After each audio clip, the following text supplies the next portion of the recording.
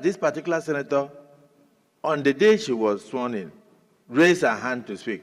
I was scared, but I had to recognize her because I was saying, you just gave her the rule book. Part of what we give to you when you are sworn in is a standing order of the Senate. So I said, has she even opened the rule book to know what she's going to say? But she made the contribution on that day. I think 2 days later, she brought a motion. There's nothing wrong in being vibrant, but there's a lot wrong when you don't know anything about the procedure. When people come from courts, court-declared senators, they miss the orientation. The management of the National Assembly is hereby ordered to organize periodic orientation, particularly for senators who are midstreamers. I'm sitting today as Senate President. Tomorrow I will not be here. One day I will not be here. Another person will be here. I was a member of the 8th Senate. Today I'm a member of the 10th Senate. I believe strongly it's only God that knows who will be a member of the 9th Senate, or the 11th Senate, 12th Senate. The institution remains. Even as I'm talking now, Senator Buhari knows that the rule allows the senator to sit anywhere, but if you need to make contribution, you must go back to your seat. And part of maintenance of order from the presiding officer is that where a particular senator perambulates too much around the Senate, you recognize him to speak. So most times, that senator, I won't mention the name, will have to run from here straight to his seat because he knows the rule. He knows the rule. He knows the rule that he has to speak from his seat. Even the first time the issue came up here, our distinguished sister was not even speaking from her seat. And that was when we tried to call her to order. I think part of the problem is when people come from courts, court-declared senators, they miss the orientation. The management of the National Assembly is hereby ordered to organize periodic orientation, particularly for senators who are midstreamers, who can midstream and did not start when their colleagues started. Because I remember that this particular senator, on the day she was sworn in, raised her hand to speak. I was scared, but I had to recognize her because I was saying, you just gave her the rule book. Part of what we give to you when you are sworn in is a standing order of the Senate. So I said, has she even opened the rule book to know what she's going to say? But she made the contribution on that day. I think 2 days later, she brought a motion. There's nothing wrong in being vibrant, but there's a lot wrong when you don't know anything about the procedure. You can't be a Reverend Father and go and start the church service with communion. You must lay foundation. So let me refer you to section 66 of our rule book. Section 66, subsection 1. It says, the President of the Senate or the chairman, maybe while sitting as chairman of committee of the whole, after having called the attention of the Senate or of the committee to the conduct of a senator who persists in irrelevance or tedious repetition, either of his own arguments or of the argument used by other senators in debate, may direct him to discontinue his speech. So even when you are talking, the Senate President has a right to ask you to discontinue your speech. And then section 66(2) says, if such a senator refuses to resume his or her seat, this is the first time the rule book is even referring to her. The President of the Senate, or in the case of sitting as chairman of committee of the whole, shall order such a senator whose conduct is grossly disorderly to withdraw immediately from the Senate during the remainder of that day's sitting.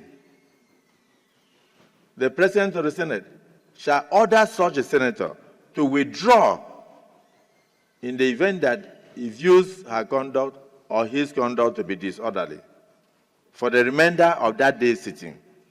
And the Sergeant at Arms shall act on such orders, or he may receive from the chair in pursuance of this order. All the Senate President will do is to order that senator to stop talking. And if that senator persists, then the Senate President will now say, withdraw for the remainder of the day. Please leave the chambers. And then he doesn't even need to call on the Sergeant at Arms.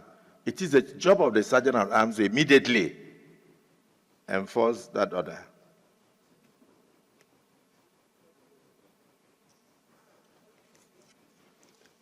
Now, I want to take us to section 55. I don't want to go down. You go through that section 66, you'll see others. But look at 55. Behavior of senators in the Senate. This one is a general thing. We must read this when given to us. It's like a Bible in the church. It's like a Quran in the mosque. At the entry, or let's say,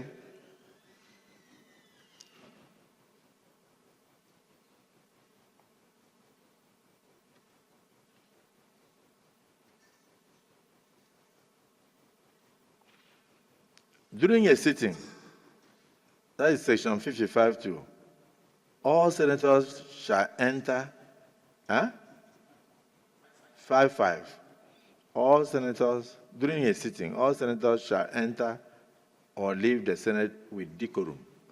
It means that the sanctity of the Senate must be maintained. And please go through it. You'll see what is expected of a senator.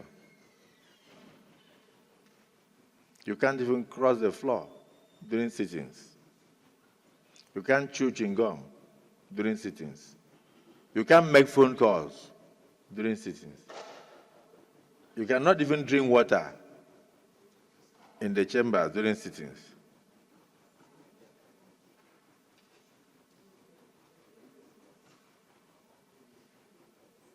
You can't pass between chairs. At the point of putting a question during sitting, no senator can step out of the chamber.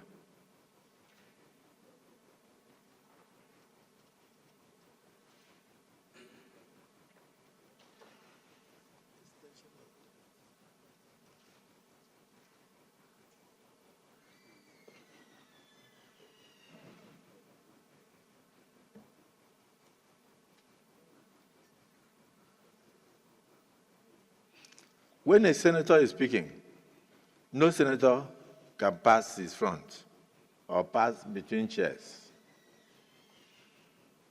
When the President of the Senate is putting a question, that is section 55(7), no senator may walk out of or cross the floor of the Senate. When the question is being put, you are expected to be seated on your seat.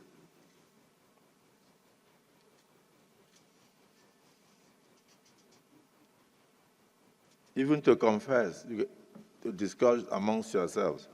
When a senator is speaking, it has to be in very low tone so that you don't disturb the chambers.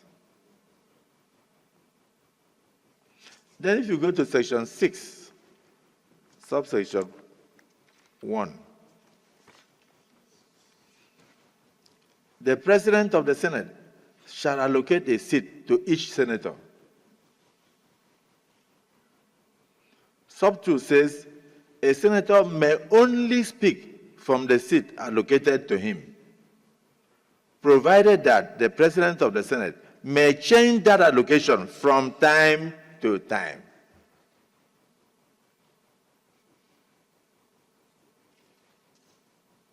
It's not me that made these rules.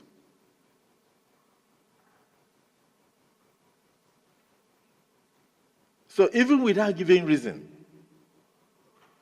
of defection, decampment, or anything, the Senate President can observe, as they are calling me in the social media, headmaster.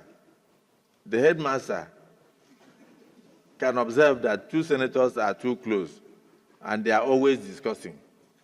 And it says, in order to ensure the sanctity and decorum of the Senate, Senator Abdul Fattah Buhari, move to the next seat. You are too close to Sahabe Yao. You move to this other seat. And it must be obeyed. If you want to be a senator, please learn that this is our guiding principle. All the things that they are saying outside. Here, this book here gives the power to the Senate President to even suspend a senator for at least 14 legislative days without reference to any committee. And that means if we are sitting 3 times in a week, that comes to about 5 weeks without reference to any committee. And that stands. But on that day, you will notice that after we pleaded with her to speak from her seat, and she refused, I think our colleagues rushed to her and attempted to mute her microphone. I did not mute the microphone because, as at that day, we didn't have the capacity for the Senate President to mute the microphone from here because of the new installation we have here. Our colleagues went there and tried to mute the microphone to plead with her not to talk. But later on, I sent somebody from here to go and tell them to unmute the microphone so that she can ventilate her grievances. I wanted to hear why she would not move. But when I listened to what Senator Daramodu brought, I found out that the reason why she did not obey the Senate standing order was because she wanted to position herself where the camera can see her. And so the standing orders of the Senate will not matter unless she sits where the cameras can see her. But I want to let you know that here is an instrument placed before the Senate President that the moment you press that you want to talk, it gives a signal here. So whether I see you directly by raising your hand or not, I will see you on the instrument before me. So there is no senator that is not covered here. There is no place that you speak from that the camera will not catch you. So I want to say that we have a motion on the floor. Distinguished Minority Leader, please, everybody should go back and study the rules very well so that we stop the idea of washing our dirty linen in public as if we are not guided by laws. We are lawmakers. We cannot also be lawbreakers. Yes. Consensus, the Senate leader has moved a motion and has been seconded. Those in support that the disorderly conduct of our colleague, distinguished Senator Natasha Oduagan, we referred to the Senate Committee on Ethics and Privileges for necessary further action. Say aye. Those against say nay. The ayes have it.